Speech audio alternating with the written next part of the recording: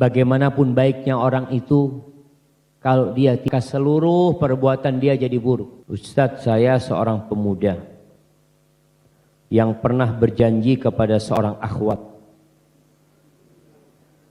untuk mengajaknya pergi makan. Astagfirullah, anak kira mau diajak menikah.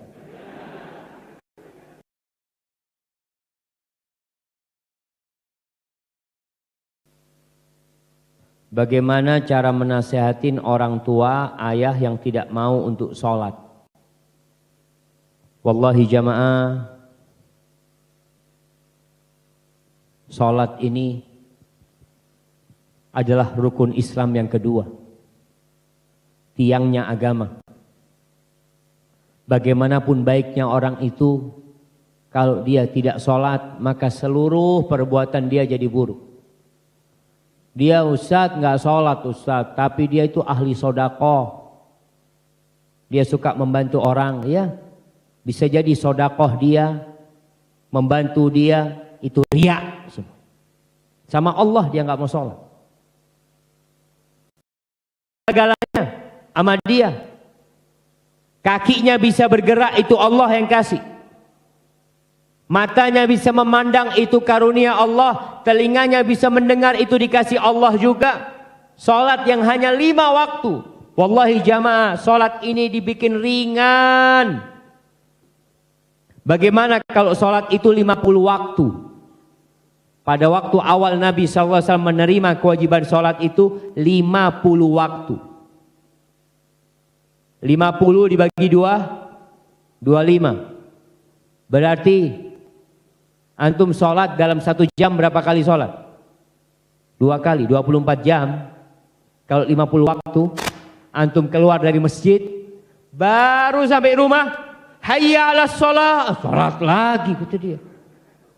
Kalau 50 waktu jamaah, tapi Allah bikin 5 waktu, antum bisa lihat, waktu subuh, berangkat 10 menit sholat. Zuhur, anggap 10 menit. Asar 10 menit, maghrib 10 menit, isya 10 menit, hanya 50 menit. Sisanya 23 jam plus 10 menit, silakan cari dunia. Apa berat sholat? Hanya saja memang mungkin orang tua kita itu korban bapak ibunya dulu. Orang tuanya tidak ngajarin sholat, sehingga dia tidak terbiasa sholat. Bagaimana tugas anak? Yang pertama mendoakan kedua orang tuanya. Yang kedua, bapaknya diajak ziarah kubur. Ya, yuk berangkat ayah. Kemana? Ya, ziarah kubur. Datang kuburan neneknya. Ya, ini ya, nenek mati udah ya. Ini mati juga. Ini teman-temannya ayah pada mati semua nih. Fulan. Kenapa? Karena ziarah kubur itu mengingatkan kepada akhirat. Seharusnya orang semakin tua itu semakin menambah amal solehnya. Karena waktu dia semakin sedikit. Antum bisa ngelihat orang yang lari. Dia lari, ikut lari maraton. Selama 9 kilo. Tinggal 1 kilo dia lihat garis finish. Kira-kira larinya seperti awal atau tambah kenceng? Tambah kenceng. Kenapa? Udah deket lagi ini. Maka bawa ayahnya ziarah kubur ya. Kemudian ia bawa ayahnya datang ke kajian umpamanya. Gak mau saat datang kajian, bikin kajian di rumahnya. Bikin kajian di rumahnya, jangan nyinggung ayahnya. Karena kalau langsung disinggung ayahnya, gak mau lagi kajian. Tapi bikin kajian tentang birrul walidain, anak berbakti kepada orang tua. Bapaknya ngomong, ih bagus ustadznya ini. Nah, anak-anak harus berbakti sama bapak. Masya Allah. Belum ini, tunggu dulu ini. Ini baru sesi pertama ini. Nanti masalah keimanan, masalah surga, akhirat. Terus masuk ke rukun Islam yang pertama. Asyhadu an la ilaha illallah, asyhadu anna Muhammad Rasulullah. Masuk ke rukun Islam yang kedua. Pelan-pelan disentuh orang tuanya.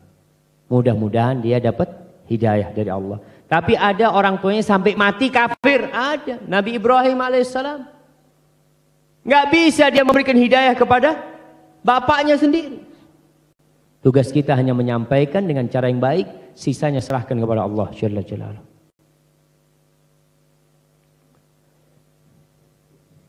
Masya Allah. Ustadz, saya seorang pemuda yang pernah berjanji kepada seorang akhwat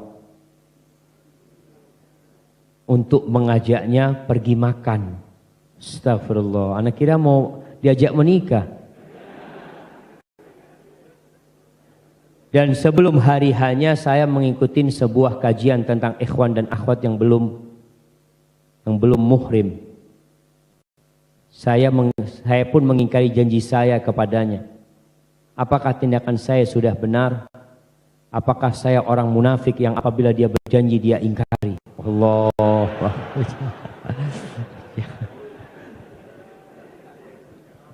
Iya jemaah. Yang pertama, ya alhamdulillah jemaah, ini faedah ilmu. Berarti awalnya dia ingin melakukan kemaksiatan, tapi dia nggak tahu kalau itu maksiat. Kenapa dia menganggap itu bukan maksiat? Karena di masyarakat biasa Pak Ustadz.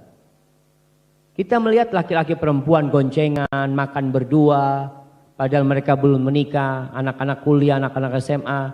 Akhirnya terbentuklah opini kalau itu bukan dosa. Itu yang terjadi jemaah.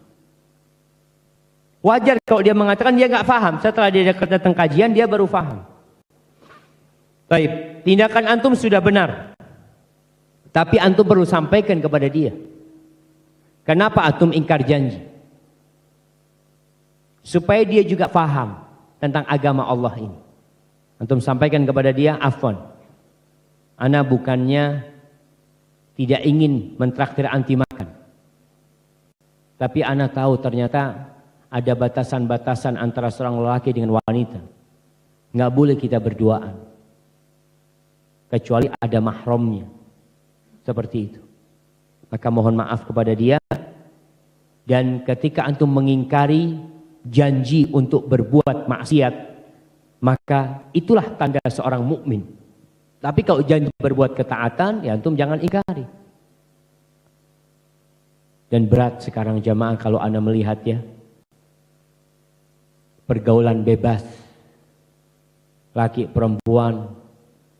Kadangkala orang tua melihat anak perempuannya berboncengan dengan laki-laki, dilihat dari jauh, alhamdulillah sudah punya pacar anak saya. Na'udzubillah. Na'udzubillah. Karena apa? Karena keterbatasan ilmu. Dia pikir itu sesuatu yang baik. Barakallahu fikum.